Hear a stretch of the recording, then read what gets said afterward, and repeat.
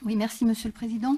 Quelques mots sur ce projet de contribution que nous allons approuver et qui s'inscrit dans le cadre du débat public sur le nœud ferroviaire lyonnais. Alors, beaucoup de choses ont déjà été dites, mais on peut toujours insister, c'est important, sur certains points. On est à mi-parcours dans ce débat sur ce sujet majeur pour notre territoire.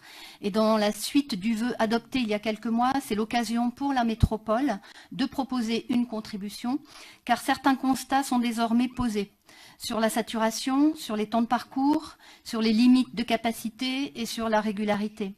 L'offre ferroviaire sur notre bassin de déplacement n'est évidemment pas satisfaisante puisque nous sommes relégués à l'avant-dernière place des régions françaises en termes de ponctualité. Ce sujet nous concerne donc à l'échelle de la métropole car nos réseaux sont interdépendants, les limites de capacité de l'un affectent le bon fonctionnement de l'autre et vice-versa. Ce sont ainsi près de 61% des trains en retard ou supprimés entre Lyon et Grenoble qui le sont à cause d'incidents sur la section entre Lyon et Vénissieux. Et vous l'avez rappelé, Monsieur le Président. La contribution proposée a été approuvée hier par le SNTC. Le travail mené conjointement avec nos voisins et les autres collectivités est essentiel. Il repose sur un travail concerté et des objectifs communs. Amélioration de la robustesse et de la régularité, renforcement du niveau de la desserte périurbaine et diminution des temps de parcours. 3 axes d'amélioration émergent. Les enjeux sont forts aujourd'hui pour les usagers de la ligne Grenoble-Lyon, qui est une ligne en souffrance. Dans un contexte de lutte contre la pollution, d'action en faveur de la transition écologique et énergétique. Il nous semble que la circulation ferroviaire est indispensable, notamment pour les déplacements domicile-travail, qui sont au nombre de 10 000 quotidiennement. Nous voulons plus de personnes dans les trains et moins sur les routes.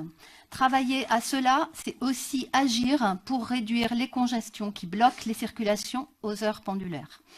Il faut également travailler sur le rayonnement et l'attractivité de notre territoire et à son désenclavement. Il s'agit bien sûr de mieux nous relier à nos voisins régionaux et aussi aux autres grandes métropoles nationales et européennes. Les enjeux sont donc immenses. Notre réseau ferré n'a que trop peu évolué depuis une dizaine d'années. Il est temps de rattraper notre retard. Il y a pour nous 3 grandes propositions dans cette contribution qui sont autant d'enjeux pour notre territoire.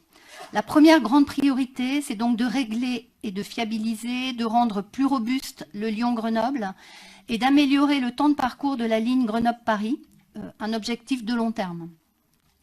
En second lieu, mettre en place un RER grenoblois, colonne vertébrale future de notre réseau de transport avec des cadencements de services adéquats, sera donc un point fort pour notre agglomération et permettra de réduire l'utilisation automobile.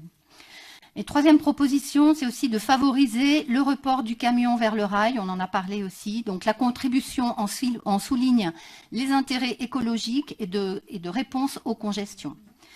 Il faudra bien sûr que le travail soit fait pour absorber les augmentations de trafic et que les investissements soient faits également en conséquence pour régler ces dysfonctionnements importants.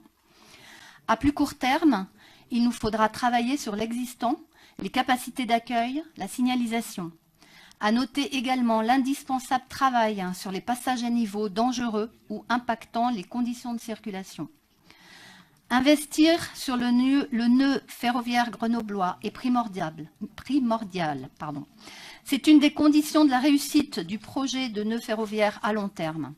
Grenoble ne doit pas être oublié dans ce débat. C'est tout le sens de la contribution proposée. Il nous faut dénouer cette situation ferroviaire pour améliorer la qualité de vie pour tous. Je vous remercie.